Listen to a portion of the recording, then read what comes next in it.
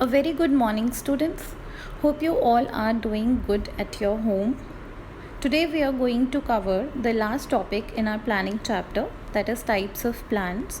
And this topic is very important from case studies point of view. इस पे case studies आती ही है, पूरी आपको केस स्टडी मेंशन होती है, सिचुएशन मेंशनड होती है एंड मैनेजर्स उसमें कुछ प्लान कर रहे होते हैं, तो आपसे पूछा होता है कि what type of plan is mentioned in this case study. तो आपको वो रिकग्नाइज करना है कि कौन सा टाइप ऑफ प्लान है। Then you may be asked to differentiate between this type of plan and the other types of plan, या फिर आपको उस प्लान के फीचर्स भी पूछे जा सकते हैं। तो केस स्टडीज़ के पॉइंट ऑफ व्यू से this topic is very important, तो इसको ध्यान से समझेंगे। सबसे पहले we learn what a plan is. देखो प्लान क्या होता है, this is a very basic term which you use daily in your life. Plan क्या है? It is a document that outlines how goals are going to be met. किसी भी organisation में goals को कैसे अचीव करना है, अपने ऑब्जेक्टिव्स को कैसे अचीव करना है, उसके लिए कुछ ना कुछ सोचा जाता है, उसके लिए कुछ ना कुछ माइंड में रखा जाता है। अगर वो माइंड में है that is a oral plan, that is a mind plan है। बट अगर उसी चीज़ को डॉक्यूमेंट कर दिया जाता है, उसी चीज़ को पेपर पे उतार दिया जाता है, then that becomes a document. तो उस डॉक्यूमेंट को या फिर whatever there is in the mind to achieve the objectives, उसको हम बोलते हैं प्लान। फॉर एग्जाम्पल आप अगर जैसे अपने केस में लें, if you want to achieve 90 और 95% marks in business studies in the upcoming exam which is going to be held on 9 July, तो उसके लिए आपने जो भी माइंड में रखा है, जो भी आपने डेज़ फिक्स किए हैं, okay today is 3rd June और 2nd June, so I am going to study today this topic, I am going to study tomorrow on 3rd June, I am going to study this topic and I do the case studies relating to this topic. तो day by day जो भी आपने day wise अपना fix किया हुआ है, उसको क्या बोलते हैं? उसको प्लान बोलते हैं। That you have a plan to achieve your target, so that is a plan. Now next, the plans can be broadly classified into two categories: single use plans and standing plans। और एक तीसरी category भी होती है जो इसी साल introduce हुई है बुक्स में, neither single use plans nor standing plans. मतलब वो ना सिंगल यूज़ प्लान है ना स्टैंडिंग प्लान है। First of all we learn about single use plans and standing plans. Single use plans as the name is suggesting कि single use मतलब एक ही बार उन प्लान्स को हम यूज़ कर सकते हैं। एक बार ही वो प्लान बनाया, उसको यूज़ किया and then we discard it, उसको हम डिस्कार्ड कर देते हैं। और स्टैंडिंग प्लान्स होते हैं जो कि बार बार जिनको हम यूज़ कर सकते हैं। फॉर एग्ज़ाम्पल आप यहाँ पे ले लेते हैं, जैसे कि मुझे एक प्रोजेक्ट मिला है, suppose to construct a flyover. मुझे फ्लाईओवर कंस्ट्रक्ट करने के लिए एक प्रोजेक्ट मिला है and I have been asked कि मुझे उसकी कॉस्ट बतानी है कि उसकी कॉस्ट कितनी पड़ेगी। तो I have to basically frame a budget. मुझे बजट बताना है कि कितने बजट में वो फ्लाईओवर कंस्ट्रक्ट हो सकता है। तो जो बजट बनेगा वो किस पे डिपेंड करेगा? फ्लाईओवर कितनी लेंथ का बनाना है, ठीक है, कहाँ पे बनेगा, वहाँ पे लेबर की कॉस्ट कितनी है, मुझे लेबर कितने में पड़ेगी, देन रॉ मटेरियल की कॉस्ट क्या है, और मुझे कितने दिन में प्रोजेक्ट ख़त्म करना है, मुझे उसके लिए कितनी लेबर लगानी पड़ेगी, एवरीथिंग। मतलब all these factors will decide my budget. तो अब उस फ्लाईओवर के लिए एक बजट बना है। सपोजिटली अगर मुझे 3 मंथ्स के बाद फिर से एक प्रोजेक्ट मिलता है और एक और फ्लाईओवर बनाने के लिए मिलता है प्रोजेक्ट, तो क्या मैं यही बजट यूज़ कर सकती हूँ उस फ्लाईओवर के लिए? No, I can not, because वो फ्लाईओवर किसी और जगह पे बनेगा, किसी और लेंथ का होगा, वहाँ पे लेबर की कॉस्ट अलग होगी, वहाँ पे रॉ मटेरियल की कॉस्ट उस टाइम पे अलग होगी और उस जगह पे अलग होगी। So all these factors, depending on these factors the budget will be framed. तो बजट हर बार मुझे हर प्रोजेक्ट के लिए नया बनाना पड़ेगा। So budget is a type of plan जो कि सिंगल यूज़ प्लान है। This was just an example, ये हम आगे पढ़ेंगे डिटेल में। और स्टैंडिंग प्लान्स उस तरह के प्लान्स होते हैं जैसे कि एडमिशन प्रोसीजर आपके स्कूल में। तो एडमिशन प्रोसीजर एक बार डिसाइड कर लेते हैं कि okay these are the steps which we are going to follow when some student comes to the school to take admission in the school. Then these are the steps we are going to follow, ये steps हम follow करेंगे।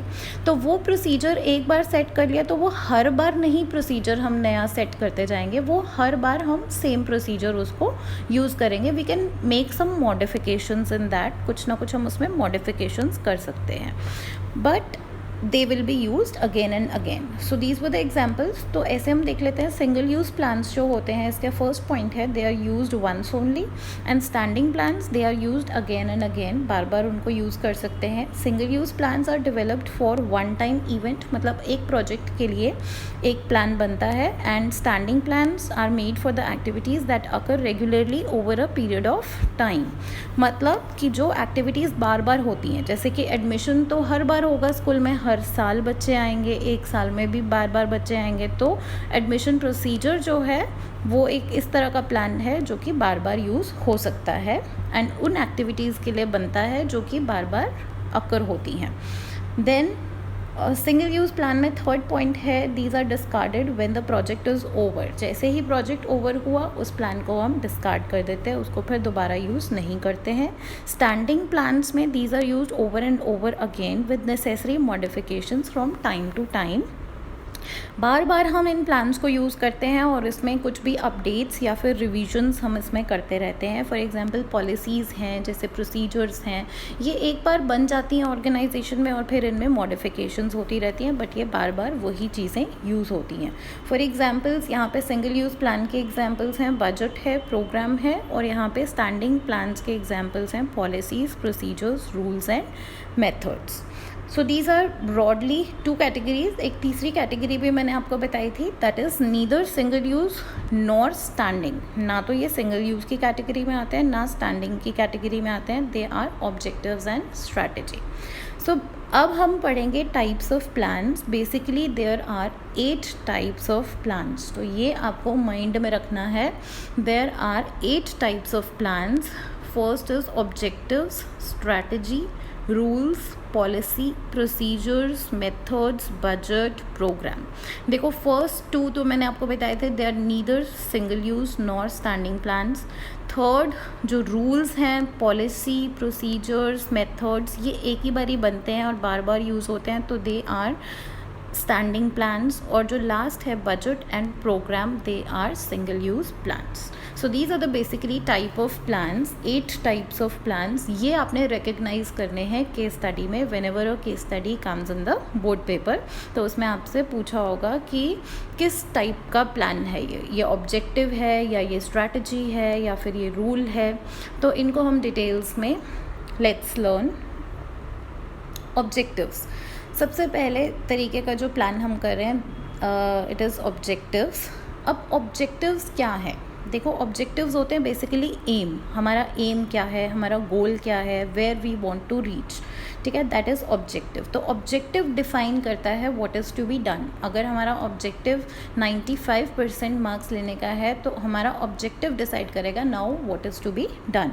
और objective क्या है? It is the end result of planning. Basically सारी planning हम अपने objective को अचीव करने के लिए करते हैं, तो ये एंड रिजल्ट है जिसके लिए पूरी प्लानिंग की जाती है। Then objectives are set up by the top level management. Top level management इनको सेट करती है ऑब्जेक्टिव्स को, and they guide overall planning.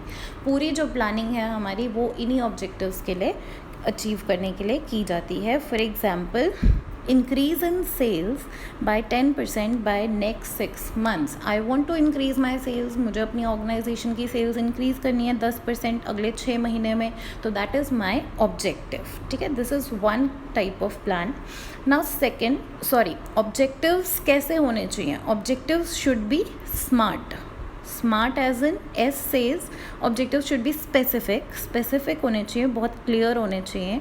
M means measurable होने चाहिए, मतलब क्वांटिटेटिव टर्म्स में आप उन्हें एक्सप्रेस कर सके। जैसे लास्ट एग्जांपल में हमने बोला 10% हमने अचीव करना है, मेजरेबल होने चाहिए। Then third is A, achievable होने चाहिए। ए सेज अचीवेबल, मतलब अनरियलिस्टिक टारगेट सेट नहीं करने चाहिए objectives. Then R is relevant होने चाहिए अपने बिजनेस से, and T is time bound, मतलब एक स्पेसिफिक टाइम में वो ऑब्जेक्टिव्स अचीवेबल होने चाहिए। Then second type of plan is strategy.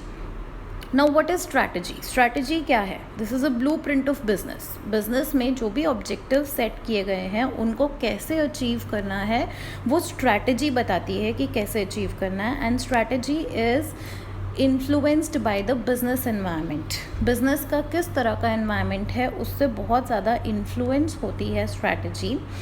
And for example जैसे मेरा वो है, for example let us take जैसे ये जोमेटो है और स्विगी वगैरह है, दीज आर द एप्स। और भी कोई एप्स हैं जो भी एप्लीकेशंस हैं, स्मार्टफोन एप्लीकेशंस, उनको अगर अपनी एडवर्टाइजमेंट करनी होती है, उनको अगर लोगों तक पहुंचना है, they don't basically approach newspapers और टेलीविज़न पे इनकी ज़्यादा ऐड नहीं आती है, न्यूज़पेपर पे ज़्यादा इनकी ऐड नहीं आती है। बेसिकली कहाँ पे आती है? सोशल मीडिया साइट्स पे आती है। सोशल मीडिया जहाँ पे है, जैसे यूट्यूब वीडियोस ले लो, वहाँ पे इनकी एडवर्टाइजमेंट ज़्यादा होती है। तो बेसिकली ये उनकी स्ट्रैटेजी है जो उन्होंने अडॉप्ट की है। ये उनकी स्ट्रैटेजी है regarding the choice of advertising media, कि किस स्ट्रैटेजी से वो ज़्यादा से ज़्यादा लोगों तक पहुँचना चाहते हैं। सो बेसिकली स्ट्रैटेजी किस पे डिपेंड करती है? बिजनेस एनवायरनमेंट पे डिपेंड करती है स्ट्रैटेजी।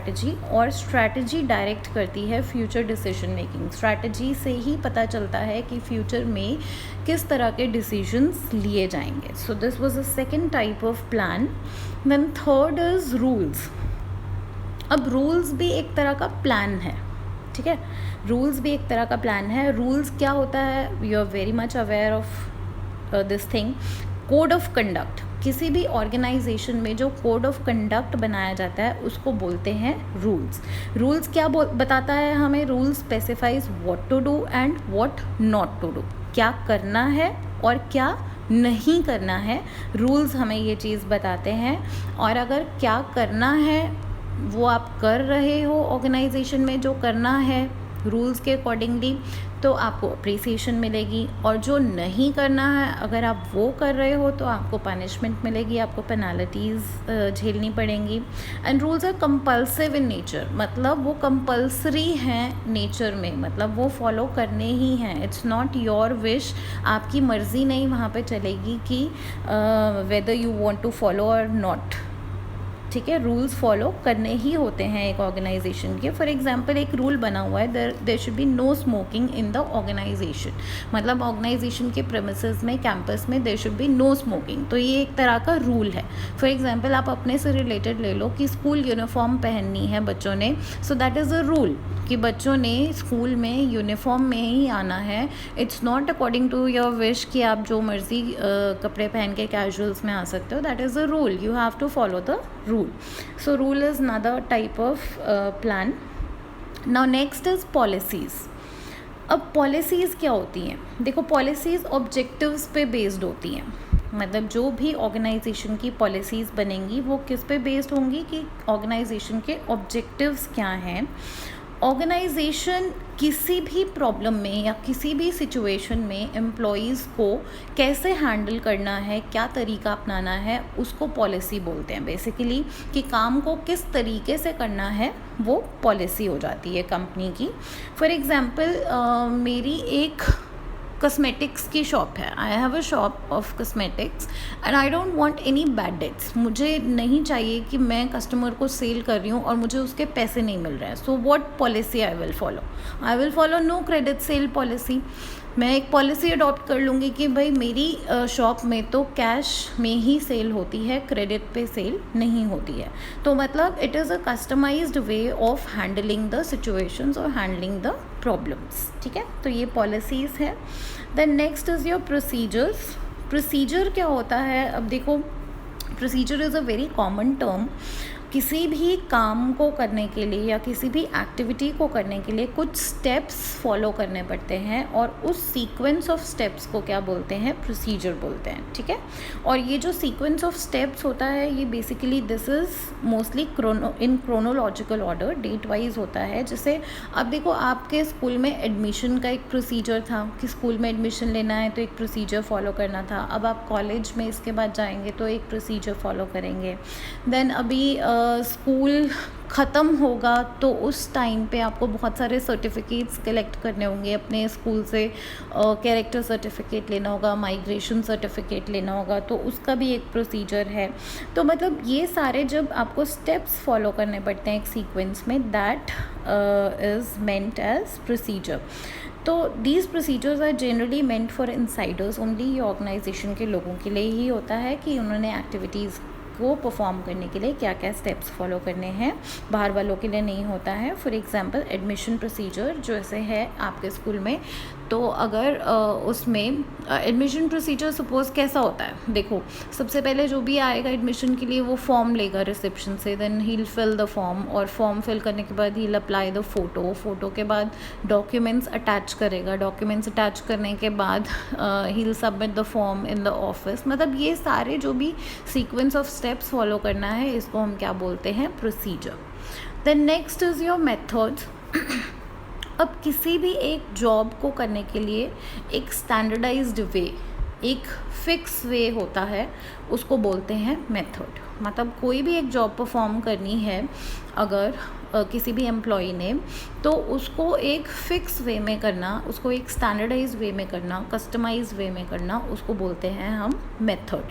तो इससे क्या होता है, इससे एम्प्लॉयज़ के एक्शंस में यूनिफॉर्मिटी आती है, brings the uniformity in the actions of employees. मतलब सभी उस स्पेसिफिक काम को एक ही तरीके से करेंगे। जैसे अगर अटेंडेंस रजिस्टर हमने मेंटेन करना है तो उसमें हिंदी में नाम लिखने हैं, उसमें इंग्लिश में नाम लिखने हैं, प्रेजेंट में पी डालना है, वन डालना है, तो एक ही मेथड सब फॉलो करें तो it brings uniformity of actions in the employees. Now it acts as a guide for the employees. अब अगर मेथड्स डिटर्मिन करे होंगे, अगर मेथड्स फिक्स होंगे किसी भी ऑर्गेनाइजेशन में किसी काम को करने के लिए, तो जो नए एम्प्लॉयज़ आएंगे या फिर जो एम्प्लॉयज़ नहीं जानते होंगे उस चीज़ को करने का तरीका, तो वो भी उसको it will act as a guide for those employees.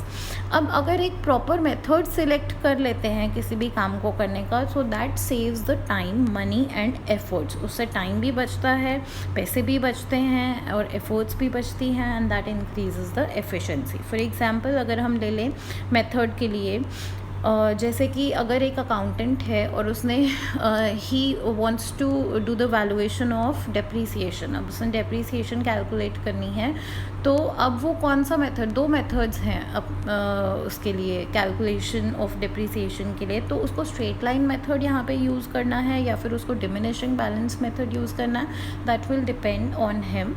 तो मेथड जो है वो फिक्स होना चाहिए किसी भी काम को करने के लिए। So this is methods. Then comes budget.